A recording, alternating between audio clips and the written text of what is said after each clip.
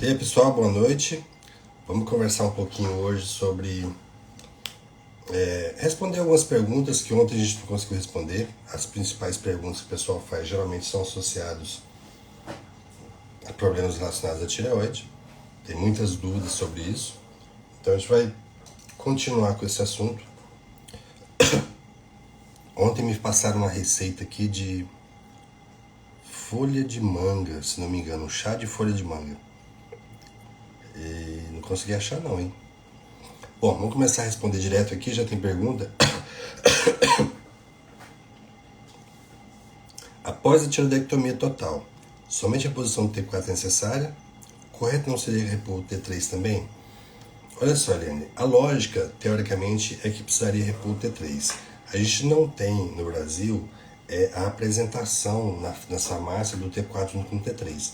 Os americanos têm várias composições, inclusive os americanos usam muito extrato de secado de tireoide, extraído de tireoide de porco, que contém essa proporção de T4 e T3. Mas, de uma forma geral, a grande maioria das pessoas não precisa se preocupar com o T3, porque tem uma boa forma de conversão, porque naturalmente a gente produz 80% da nossa produção hormonal da tireoide é de T4. E naturalmente você tem que converter isso. Ou seja, se você não estiver convertendo isso com ou sem tireoide, é problema. Só nesses casos, teoricamente, é que a gente precisaria do T3. Os estudos usando T3, inclusive tem gente usando T3 em programas de emagrecimento, não tem comprovação de que funciona. Né? Pode até ajudar, mas não está provado que isso funciona de alguma forma. Então é difícil dizer que o T3 é absolutamente necessário. Algumas pessoas, a gente até testa. Não custa nada, não vai fazer nenhum mal, pode até testar. Nina, folha de manga pra tosse, porque eu tava tossindo ontem, hoje ainda. Então alguém falou que tinha que fazer um chá de folha de manga. Não conheço não, mas vai que funciona, né? Então, a maioria das vezes não precisa fazer essa preocupação em reposição com o T3, mesmo porque o metabolismo T4 e T3 ele é um pouco diferente. O T4 ele consegue ter uma meia-vida de maior tempo, ou seja, ele age durante um período maior, enquanto o T3 é rapidamente metabolizado. Então, existe essa diferença também. Algumas vezes a gente manipula o T3 separadamente, em alguns casos. E aí, como é que a gente vai saber? A gente vai dosar os hormônios, o T3 pode estar baixo, e você pode ter também o T3 reverso elevado quando você tem alguma dificuldade de transformar o T4 em T3. Aí, ó, já melhorou a receita aqui, ó. Chá de gengibre com mel e limão. Aí, ó, já tá mais bonitinho, já tá com mais jeito de que é mais gostoso. Boa, vou ver se acha isso aí, viu, Nina? Hoje eu queria aproveitar, a doutora Joelma tá aqui. Oi. Oi, oi. Noite. Tudo bem? Tudo jóia, acabei de chegar. Eu também. A gente mora na mesma cidade e não se encontra, mas faz no dia a dia, né, Joelma? E aí, tudo bem? Quero aproveitar que a Joelma está aqui. A doutora Joelma é uma radiologista conhecida na nossa cidade. Ela tem uma experiência muito grande em cirurgia, em exames de tireoide. E vou dizer uma coisa, tem quase 30 anos que eu opero tireoide. Já tenho pouco mais de 5 mil casos operados. A Joelma foi a única ultrassonografista que foi lá ver como é que é uma tireoide no centro cirúrgico. E olha, para todo mundo que eu às vezes você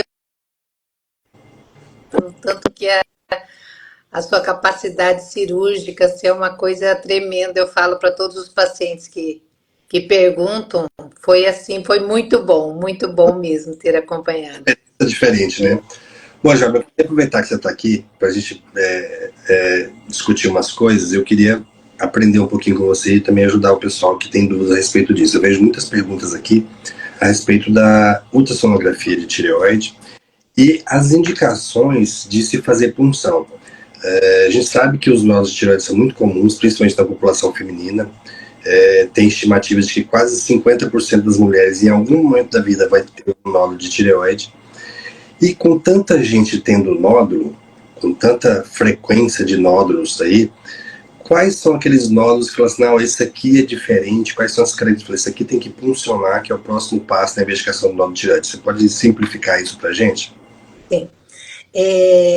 Assim, resumindo mesmo, né? Então, a gente tem se utilizado uma classificação americana chamada TIRADS, né? Assim como na mama tem o BIRADS, na próstata tem o PIRADS, no fígado também, o LIRADS. Então, na tireoide a gente existe essa classificação. Então, nós pontuamos cada característica do nódulo. Por exemplo, um nódulo sólido, que não é líquido, né? O nódulo sólido, ele tem mais ponto. O nódulo escurinho, mais hipoecogênico, tem mais ponto. Quando tem focos ecogênicos, que são aqueles corpúsculos de psamomas, né? Psidamomas, né? Também aumenta o risco de malignidade. Então, os contornos irregulares, o formato dele. Então, tem nódulos que nós vemos, nódulos pequenos de meio centímetro, que a gente, olha, esse deve ser maligno. Hoje, inclusive, eu coloquei 2 casos no meu Instagram e mostrando um de um homem, porque geralmente o nódulo em homem acaba sendo mais suspeito, e a gente tem que tomar mais cuidado, porque eles tendem a ser mais malignos, né, do que na mulher, e um homem, inclusive, e o nódulo era muito suspeito e confirmou que carcinoma papilífero. E um outro que era suspeito também, está no meu Instagram hoje, cedo eu coloquei, que não era, deu benigno. Eu fiz a primeira punção, deu classificação 3, que é o indeterminado, e nós repetimos e agora confirmou benignidade. Então, dependendo das características desse nódulo, a gente indica ou não a punção. Outra coisa, as pessoas têm muito medo da punção, né? Pergunta se faz com anestesia, se faz alguma sedação, se é demorado, se tem risco, porque afinal de contas, na hora que fala que vai colocar agulha no pescoço, o negócio fica meio tenso. O pessoal fica tenso e geralmente assim, eu explico bastante, a gente passa um anestésico local, raríssimas vezes eu faço o botão anestésico. Por quê? 99,9% das vezes, essa punção é uma agulha, eu entro uma vez só, né? Então, a paciente vai sentir a picadinha como se fosse tirar um sangue do braço, tirar um sangue para fazer exame. E é questão de segundos, mesmo porque eu não posso demorar, porque a gente tem que tentar vir o material por capilaridade, eu não posso aspirar. Então, eu faço aquele movimento de vai e vem com a agulha, e vem por bem pouquinho, sujou o êmbolozinho, a gente já retira. Risco zero, não tem risco nenhum, porque é guiado pelo ultrassom. Então eu vejo exatamente onde que a minha agulha está entrando. Nós passamos assim, pertinho da carótida, pertinho da jugular, mas não tem risco porque eu consigo ver a agulha, toda a extensão da agulha. Nós entramos paralelo. Se eu entrasse perpendicular, aí eu ia só ver a ponta dela. Mas como é paralelo, eu consigo acompanhar bem a agulha, sabe? E assim, eu tive, acho que uma ou duas, 2 casos, mas isso em 20 anos, mais de 20 anos que eu faço, de hemorragia local na hora, mas a gente coloca um gelo e na hora passa. Nunca teve nenhum outro caso de intolerância. Eu já fiz em menino de 5 anos e ele quietinho, entendeu? Lógico que não é o comum, né? Mas sem anestesia, já aconteceu de fazer com criança de 5 anos, conversando direitinho e vai tranquilo. Outra coisa, assim, Joelma, você percebe que o índice de assertividade disso aí mudou, tá seguro, tem muito falso negativo na sua opinião? Como é que você vê hoje no nosso meio? Porque é um conjunto de fatores, né? É o paciente, é o material que você funciona, a qualidade, é o patologista, a experiência do patologista, tem muitos fatores que podem atrapalhar. Nós temos uma patologia... Né? Oi? Às vezes as pessoas precisam fazer mais de uma punção. Precisa. Não, a chance de ter um laudo inconclusivo, que seria o Bethesda 1, ele até 8% é tolerável, é uma alto. Só que existem muitas indicações. Existem aquelas indicações de punção que o nódulo é um nódulo que não tem indicação de punção. Um nódulo muito coloide. Esse eu aviso para o paciente. Eu falo, olha, se vier fica tranquilo, não precisa repetir. porque é um nódulo Tirades 3 que tem bastante líquido dentro. Então, esse nódulo eu sei que é benigno, raríssimas vezes existe na medicina, nem sempre nem nunca, né? Uhum. Mas raras vezes você tem um nódulo que você é um Tirades 2, Tirades 3 que vai dar um câncer. Raríssimas vezes você pega. E quando você acha que é um nódulo suspeito, a chance de ser realmente câncer também é alta. Uhum. Então, o Tirades você consegue ver bem. Eu vi uma pergunta aí sobre vascularização. A vascularização ela não entra na classificação do Tirades. Quando que eu valorizo a vascularização? Anterior, Quando é um nódulo. né? Oi? Entrava na classificação que se usava anteriormente.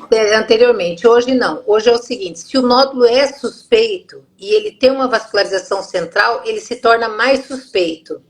Então, é o nódulo Tirades 5, que tem uma vascularização central, ele vai ser mais suspeito. Agora, se eu pego um nódulo Tirades 3, que a chance de câncer é muito baixa, e ele ter uma vascularização central, não muda a classificação dele, sabe? Ele continua sendo baixo suspeita mesmo. Uhum. Quanto ao tamanho do nódulo, Joelma? Porque assim, eu tenho percebido que você principalmente tem feito diagnóstico de câncer em nódulos cada vez menores, né? Depende da utilização para chegar nesse nódulo, tem nódulos que são mais práticos. Não, tem nódulos que são mais fáceis de fazer, né? O nódulo no istmo, o nódulo no compartimento anterior são mais fáceis. Mas tem nódulos que fica aquele lugarzinho acho que foi aquele que eu acompanhei, inclusive, com você, a cirurgia. Ele era um nódulo paratraqueal, bem medial, posterior, e deu certo. Confirmou que era carcinoma mesmo. A gente muda o paciente, inverte a cabeça, né? Normalmente ele está deitado com a cabeça junto de mim. E às vezes, quando acontece um nódulo desse, eu mudo a posição dele para poder fazer com mais facilidade. Agora, existem os nódulos difíceis, né? Isso aí é comum acontecer. Então, em relação ao tamanho, o que se é preconizado pelo Tirades é fazer a punção quando ele é maior que 1 centímetro. Só que o que eu tenho visto, até uma colega esses dias atrás, ela fez, era um nódulo de 0,5, muito suspeito, era Tirades 5 e uma pontuação alta, né? Porque o Tirades 5 é acima de 7, mas às vezes você pega uma pontuação de 10. Quer dizer, o risco dele de malignidade nós fizemos e confirmou, Papilif ela operou já. Inclusive, ele é de fora, operou fora. É importante lembrar que essa questão de malignidade ele não necessariamente tem a ver com o tamanho do nódulo. Não. Tem nódulos grandes, com característica de benignidade, não significa que tem que ser puncionado, e às vezes um nódulo pequenininho. Exatamente. Né? E às vezes acredita que só é perigoso quando é grande, não necessariamente. A mesma coisa, a cobra só é venenosa se ela é grande. Não, tem cobra pequena que é venenosa. Então a característica que são essas que foi citada é que determina a necessidade ou não de uma punção. Exatamente. Eu estou vendo uma paciente falando, uma pessoa que está assistindo, falando que fez e deu Tirades 6. Tirades 6 não existe, é só até o 5. São Tirades, né? De 1 até 5. Tem um outro aqui, ó. Pós-tireoidectomia, ele falou que cresceu muito rápido, 5 meses, 3 centímetros. Pós-tireoidectomia total. Mas, assim, é fundamental saber o que deu de diagnóstico da tireoidectomia total, né? Porque no câncer de tireoide, quando a gente avalia do ponto de vista de patologia, tem uma coisa que é extremamente complexa, que é realmente o diagnóstico de câncer. Muitas vezes, mesmo com a peça toda, dependendo da situação, pode ter dúvida no diagnóstico. Por quê? Porque esses tumores são chamados de bem diferenciados. Isso significa que eles são muito parecidos com a tireoide normal. Isso dificulta no diagnóstico tanto da punção quanto no anátomo patológico. Eu já tive paciente operado, já faz tempo, isso agora já mudou, mas assim, já tive paciente operado, diagnóstico de benignidade, meses depois, anos depois, apareceu um nódulo que era metastático.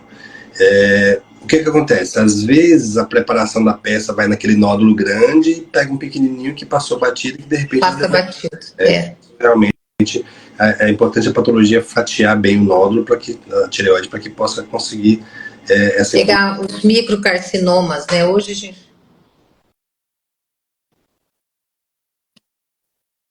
de tireoide também, tá? Você viu mais alguma pergunta aí? Que eu tirei a 6, você já respondeu. Não, aqui está escrito, quando está calcificado e mal definido. Depende. A calcificação, a grosseira, geralmente ela é benigna. Quando você vê aqueles nódulos, qual que é a calcificação suspeita? É aqueles focos ecogênicos, que hoje a gente nem chama mais de calcificação. O correto é falar focos ecogênicos mesmo. Então, as calcificações grosseiras, você acaba não definindo bem o nódulo, porque a calcificação causa uma sombra, né, no ultrassom, e só que ela tem um ponto, então você aumenta o ponto de malignidade. Só que até é difícil, às vezes você pega um nódulo todo calcificado, é um Tirades 4. Aí é um Tirades 4 com 1,5 centímetro, tem indicação de punção pelo Tirades, né? Uhum. Só que é um nódulo que eu sei que é benigno, e a punção vai ser muito difícil. Tem os nódulos que a agulha não vai passar. E fica naquela. O Tirades, ele é de 2017, eu acho que Né? vai ter uma atualização, né?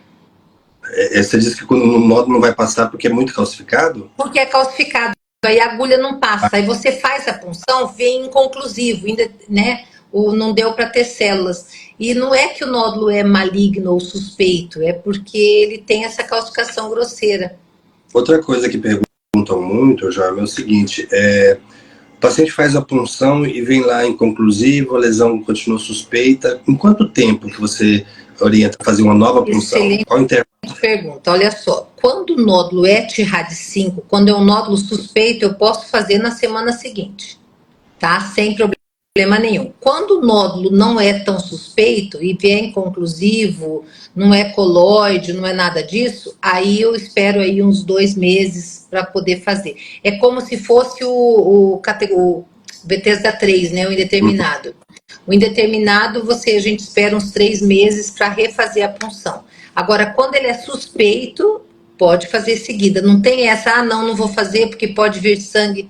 Se ele é suspeito, e outra coisa interessante, que por essa paciente que eu coloquei hoje, ela é um Tirades 5, é um nódulo suspeito, né? Nós fizemos a punção, deu benigno. Se ela for fazer exame de novo, ela continua sendo Tirades 5. Então, no Tirades, eu não consigo abaixar o grau dele, diferente da mama. A mama eu faço um exame, que é um BIRADS 4, suspeito, tem que fazer biópsia.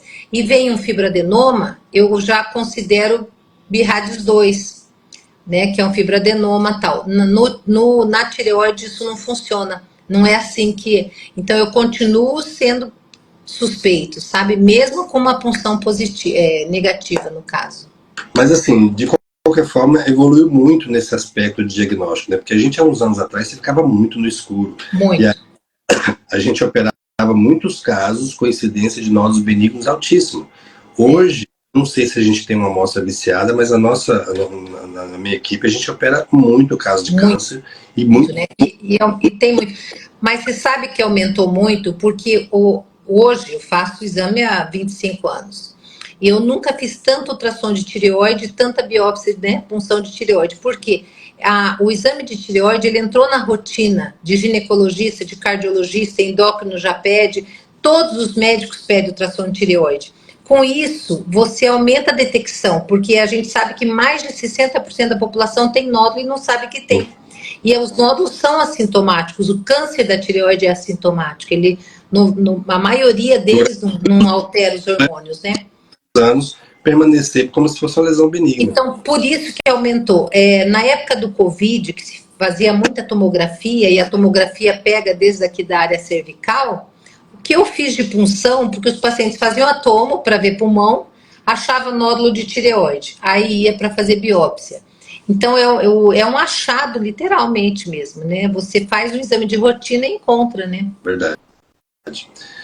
Tem outra pergunta aqui, ó. Nódulo funcionado sendo câncer, se pode ir para a corrente sanguínea?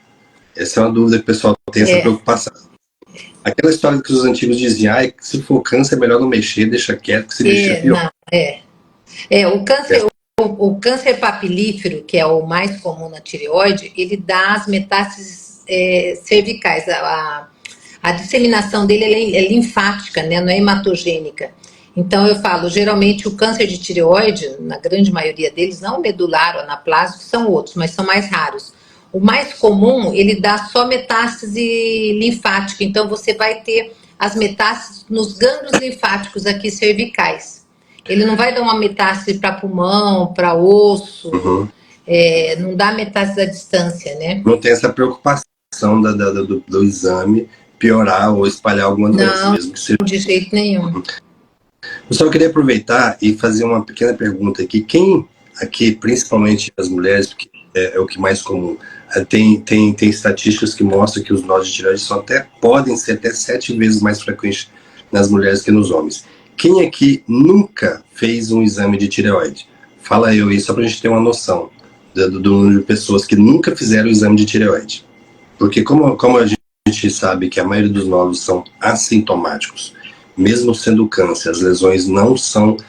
as pessoas perguntam muito, que sintoma que eu tenho se eu tiver um câncer de tireoide? Nenhum. A não ser que seja uma doença avançada, que você já tenha infiltração da corda vocal, infiltração do nervo, que já está com alteração da corda vocal, dificuldade de engolir. Mas assim, se for esperar sintoma para poder fazer um diagnóstico de um câncer de tireoide, você vai fazer diagnóstico só em fase muito avançada. A maioria das vezes Exatamente. Então tem alguém aqui que nunca fez exame? Vamos ver só para ter uma noção.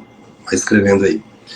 Joelma, o que mais que você viu ao longo desses anos em relação à sua experiência com ultrassom de tireoide, com nódulos? O que você já viu? Algum caso muito diferente, muito estranho?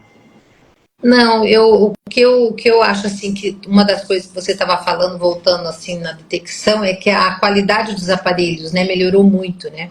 Sim. Então nós temos hoje transdutores de alta resolução para fazer uma avaliação pós-tireoidectomia, né, pós-câncer tireoidiano.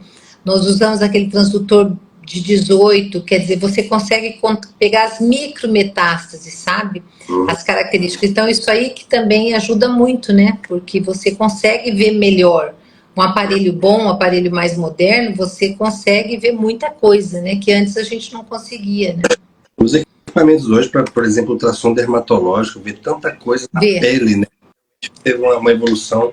Então, eu faço ultrassom de unha, né? Você vê nódulos de unha, lesões ungueais, lesões, câncer mesmo de pele. Você consegue até fazer do carcinoma basocelular, espinocelular, a profundidade. É uma coisa que há 5, 6 anos atrás não se falava nisso, né?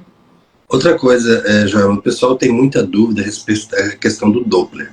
Acha que acrescenta muita coisa. Faz muita diferença em relação à avaliação dos nódulos de tireoide? Faz. Tem, totalmente. Não tem? Como é que deve ser conduzido isso? O ideal é ser solicitado com Doppler. Por quê? Quando você tem, tirando os nódulos, né, você tem uma tireopatia difusa, uma tireoide de Hashimoto, que é um assunto que você é mestre, eu tô louca para assistir suas aulas de tireoide de Hashimoto. Tem demais, né? Então, a vascularização da glândula, ela é muito importante, inclusive para a fase da doença, né? Existe aquela fase onde tem uma hipervascularização, depois uma norma e depois uma baixa vascularização quando a glândula está mais atrofiada. E a velocidade também, no caso do hipertireoidismo, a velocidade das artérias tireoidianas é uma maneira de você rastrear até o seu tratamento, se está sendo eficaz. Né? Que você tem a doença de Graves, o pico de velocidade é muito alto. E para você ver se está respondendo, se está baixando, você vai diminuindo essa velocidade. Então, é de extrema importância. E como eu já falei no nódulo, o nódulo Doppler ajuda muito quando se eu tenho um nódulo suspeito que tem uma vascularização central, é um nódulo muito mais suspeito, sabe? Então, o Doppler, eu faço o Doppler em todos. Eu não consigo trabalhar sem o Doppler, fazer um exame sem liberar, mesmo que às vezes o colega não peça, eu acabo fazendo. Porque me ajuda, sabe, no diagnóstico. Compõe o seu raciocínio. Né? Exatamente. Bom, tem uma pergunta importante aqui, ó. É normal a tiroglobulina estar alta depois da dose de iodoterapia? Não, não é normal. A não ser que seja uma dose de iodoterapia, de repente, para tratar um hipertiroidismo. Aí você pode manter uma tiroglobulina elevada, mas se for uma dose de iodoterapia, tratamento de câncer, após tireoidectomia, não é normal. Tem alguma coisa errada e tem que ser investigado, tem que ir ao médico. Então, tem que ver essa situação. Foi operado? Tirou tireoide? É uma situação. Não tirou? É outra. Então, a gente só aceitaria uma tiroglobulina mais elevada após iodo se você tiver uma doença benigna, comprovada e não tiver tirado a tireoide. Aí pode ser que a tireoglobulina permaneça elevada, senão é sinal de complicação. Pessoal, se vocês conhecerem pessoas que têm problemas relacionados ao que a gente está discutindo, manda aí o aviãozinho, convida, porque pode ser interessante, isso pode fazer com que as pessoas tomem decisão em relação a isso, que procurem algum tipo de ajuda, algum tipo de orientação, e isso faz uma diferença brutal na vida de muita gente. Tem outro aqui que fala que fez uma cirurgia para retirar um nódulo tireogrosso e era um carcinoma. Bom, aí tem duas situações. Você pode ter um carcinoma dentro do cisto tireogrosso, é bastante raro, mas pode ter um carcinoma papilífero dentro do cisto tireogrosso, ou a pessoa achou que era um cisto e de repente era um nódulo de tireoide e era um câncer comum mesmo, né? Mas pode ter um nódulo dentro do cisto tireogrosso. Não é comum, mas pode ter. Maria José, teve câncer de tireoide e a vida nunca mais foi a mesma. De uma forma geral, quando você trata o câncer de tireoide, as pessoas conseguem alinhar as coisas. O que tem que ajustar aí? A sua reposição hormonal está adequada? Existem outros fatores, e a mulher tem muito mais problemas possíveis que podem se somar a essa situação da tireoide. Por exemplo, quando a mulher entra na menopausa, a vida dela piora muito. E quando ela tem problema de tireoide, piora mais ainda. Então, a menopausa atrapalha a tireoide atrapalha a menopausa. Então, às vezes você trata um, não trata outro. E eu sou uma das pessoas que defendem o tratamento da menopausa, desde que com hormônios adequados, bioidênticos. E por quê? Porque uma mulher que vai ter um padrão hormonal de 35 anos vai estar muito melhor do que uma mulher com padrão hormonal de 60 ou 70. Em todos os aspectos. Em raciocínio, em disposição, em massa muscular, em memória, em até vontade de viver, a situação é outra. Né? Então, muitas vezes, pode não ser relacionada a essa queixa que você tem somente a questão da tireoidectomia. Pós-tireoidectomia total, qual a periodicidade de fazer ultrassom de controle? Joelma, o que você acha? O que é preconizado é anual, né? Mas assim, a grande maioria que eu faço dos colegas, eles pedem semestral, mas assim, anual é o suficiente. O que você faz? Você faz esse rastreamento dos microcarcinomas. Inclusive, quando essa que falou da tireoglobulina, às vezes nós fazemos a punção desses nódulos suspeitos e faz a dosagem da tireoglobulina, né? Porque é um marcador para metástase, no caso. Aliás, um marcador bem específico. Bem específico. Tem outros órgãos, tem muitos. Às vezes pessoas chegam no consultório, chega lá com CA125, CA199, CEA, que são marcadores tumorais, mas não serve de rastreamento. Se você tem, por exemplo, um tumor de intestino, o seu CEA está elevado, aí opera, o CEA despenca. Aí sim ele serve como marcador tumoral, mas a pessoa não tem nada. Eu vou dosar CEA só para ver se tem alguma coisa, geralmente não é eficiente, não é preconizado. Uhum. Então, diferente da tireoglobulina, que é um hormônio alto, né?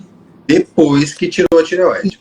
Outra coisa que eu tenho dúvida também é que às vezes chega com tireoglobulina elevada no consultório e tem nódulos e está muito preocupado. Não significa nada. Qualquer doença tireoidiana pode levar a tireoglobulina. Você pode ter Hashimoto, você pode ter nódulos, você pode ter outros tipos de tireoidite, você pode ter hipertireoidismo. Qualquer doença tireoidiana eleva a tireoglobulina. Agora, após um diagnóstico de câncer, foi retirado a tireoide, aí a situação é outra. Aí a tireoglobulina é um marcador extremamente importante. Inclusive, o nosso amigo e ex-professor Paulo Assis defende que todo paciente, após tireoidectomia total para câncer, tem que fazer dose de iodo.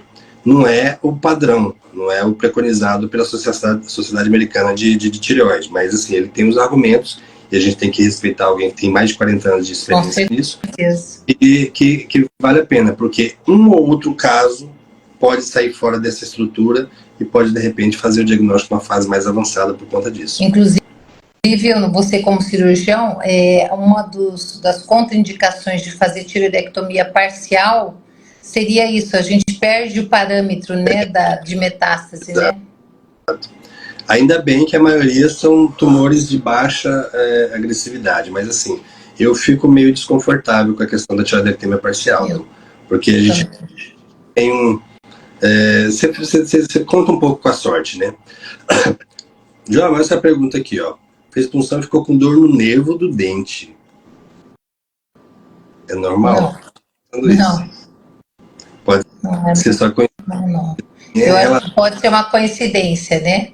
A gente tem o nervo facial que passa, né? Mas você não pega ele aqui onde normalmente se faz a punção, não tem esse risco, sabe? De fazer isso. Nunca aconteceu comigo, né? Não sei. Mas pode ser coincidência mesmo. Aí, Jarma, ó. A pessoa gosta muito de você aqui, ó. Não tô vendo. Já é uma anjo de Deus, colocou na vida de toda a minha família. Vixe, Legal. que bênção. Vamos essa aqui agora. Normal, já fez 3 anos que retirou a tireoide, vive sofrendo com os hormônios, uma hora aumenta, outra baixa, levotiroxina, vive sem energia e sofrendo. Não é normal isso, tá? Se você não ganha um monte de peso, ou se você não perde um monte de peso, você não vai ter problema não. Geralmente é muito tranquilo a gente resolver isso. Tem uma coisa extremamente importante quando você faz a tireoidectomia total ou parcial e toma hormônio, que é a situação de você respeitar o jejum e respeitar no mínimo 30 minutos após a injeção do hormônio, não misturar ele com nada, porque qualquer alimentação ou qualquer outro suplemento, ou medicamento, ou vitamina, pode atrapalhar a absorção do hormônio. E aí, um dia você toma 100, por exemplo, 100 microgramas, um dia absorve 80, outro dia absorve 20, outro dia absorve 50, aí assim, ninguém consegue controlar isso. Mas se você respeitar o jejum, tem gente que deixa a medicação do lado da cabeceira, acorda, toma a medicação, toma e dorme. volta a dormir. Tem várias pessoas que fazem isso. E pronto, vira rotina, já acorda naquele horário e pronto, né? Mas se você... E você sabe que, Rogério, eu converso muito assim com os pacientes fazendo os exames, né? Então, não são muitos que tomam errado essa medicação, que tomam e se alimentam, não tem essa orientação, e é o que você falou, não é absorvido, né? É difícil, né? Aí você não vai ter uma... Importante lembrar, no caso de câncer da tireoide, o hormônio tireoidiano, ele não faz parte apenas da reposição hormonal, ele faz parte do tratamento do câncer. Porque quando você toma o hormônio tireoidiano, o seu TSH, que é o hormônio que estimula a tireoide, baixa. E quando ele baixa, lembrando que quem fez a tireoidectomia não precisa mais estimular a tireoide, vocês não precisam mais desse hormônio, quando ele baixa, ele deixa eventualmente de estimular alguma pequena adrenalina que pode ter sobrado. Um paciente que operou de câncer, a dose dele, de uma forma geral, de reposição, vai ser sempre maior do que a dose de alguém que não operou. Por quê? Porque a gente quer o TSH suprimido, que o TSH fica muito baixo. E isso faz parte do tratamento do câncer também. Vamos ver se tem mais alguma.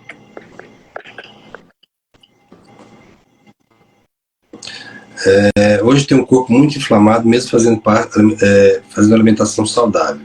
Sintomas da disfunção dos hormônios.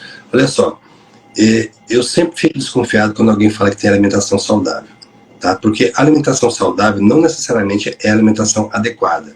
E às vezes o que as pessoas enxergam como saudável não é nada saudável. Tem muito diabético que se orgulha, bate no peito e fala que come um monte de fruta e que é saudável. Quem falou que é para comer um monte de fruta? Então, alimentação saudável não necessariamente significa alimentação adequada. Então, tem outros fatores que podem influenciar e essa sua alimentação saudável pode não ser adequada para você.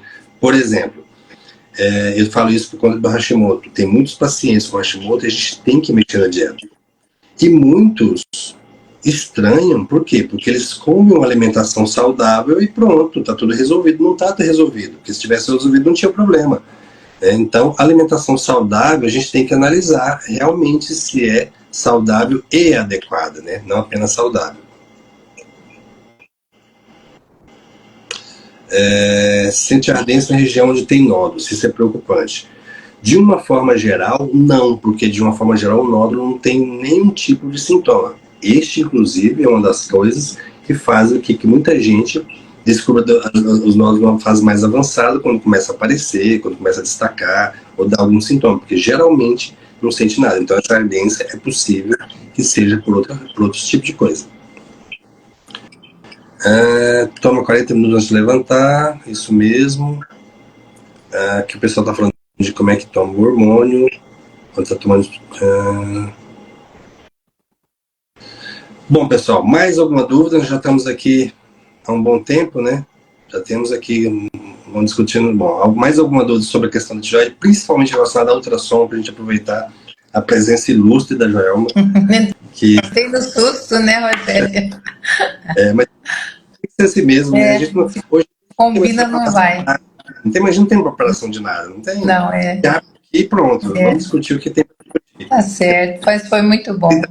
Não é possível que a gente não aprenda, né? Não é. Joelma, queria que você fizesse suas considerações gerais a respeito do ultrassom, da tireoide, o que você acha de orientação para o pessoal? Olha, primeiro, fazer os exames, né, de rotina, isso é fundamental, né? Então, fazer os seus exames de rotina de tireoide, como você faz, a mulher, no caso, transvaginal, a mama, o homem, o abdômen, a próstata, inclui a tireoide aí. Porque quanto mais cedo nós encontrarmos alguma lesão, melhor, né? Lógico, o paciente, apesar de saber que o crescimento do carcinoma papilífero é um crescimento lento, é insidioso, mas eu acho que é desconfortável para o paciente, né, ter um câncer e não fazer nada ou não descobrir. Então, isso é muito ruim. Muito eu tenho percebido que tem sido encaminhado muitos pacientes que vão se preparar para a cirurgia bariátrica, principalmente homens, e aí no exame de rotina acha lá um nódulo de tireoide. Essa semana um paciente que eu fiz o exame, ele estava se preparando para bariátrica, um homem, era um nódulo bastante suspeito, confirmou carcinoma papilífero. Porque de uma forma geral, homens têm menos nódulos de tireoide que as mulheres, mas não há uma chance maior. Exatamente. E a gente sabe que a obesidade é fator de risco para diversos tipos de câncer, né? Não seria diferente com a tireoide. A gente acho que tem encontrado esse tipo de alteração. E aumentou muito, porque a detecção aumentou, a quantidade de exames que a gente faz é maior. Então, com isso, você detecta mais mesmo, né? Mais nódulos. Então, sempre procurar um profissional qualificado, que tenham aparelhos, né, qualificados, para que isso seja feito o diagnóstico. Não adianta só fazer o exame, né? Já, para o pessoal que é daqui, você está num local novo, né? Sim. Como é que chega lá? Porque às vezes o pessoal chega perguntando no consultório, não consegue vaga com você. Então, fala onde é que você está. Eu estou atendendo, continuo, né, no Hospital de Câncer, continuo no IRPA fazendo biópsias, continuo no Hospital no São Mateus também, no CADIM, mas o ultrassom eu estou fazendo no IDAP. O IDAP, ele fica dentro do Instituto Lombardi, na Avenida São Sebastião, a antiga pizzaria Dom Sebastião. Ficou bem localizado. Ficou bem fácil. Novos, modernos lá, né, Joelma? Exatamente. A última é o que há de melhor mesmo. Graças a Deus. Pessoal, um abraço, até amanhã. Amanhã a gente volta para conversar um pouquinho mais sobre esses assuntos ou outros que tiverem dúvidas. Joelma, te agradeço muito você participar. Foi um prazer, foi muito bom. E aí a gente vai discutindo mais coisas. Vai aprendendo com você também. Muito obrigada. Até mais, pessoal. Tchau, tchau e até amanhã. Tchau.